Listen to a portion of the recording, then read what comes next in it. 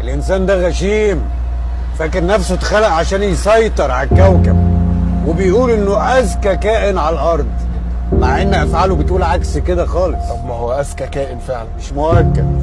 الحربايه مثلا ممكن تكون فاكره نفسها اذكى كائن على الكوكب عشان بتعرف تغير لونها، والثعالب ممكن تكون مقتنعه انها اذكى من الحربايه عشان مكارين بقى وكده. ها، مش ممكن احنا نكون زيهم ويطلع ذكائنا الخارق ده ولا حاجه بالنسبه لمخلوقات تانيه؟ بس العلم اثبت ان القدرات العقليه للانسان مش موجوده عند اي كائن تاني. العلم ده اللي عمله الانسان؟ ومين ينشد العروسه؟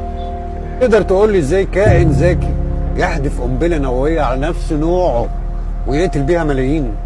عمرك شفت قبيله من الحمير بتقتل في حمير تانيه عشان شويه بترول ولا حته ارض؟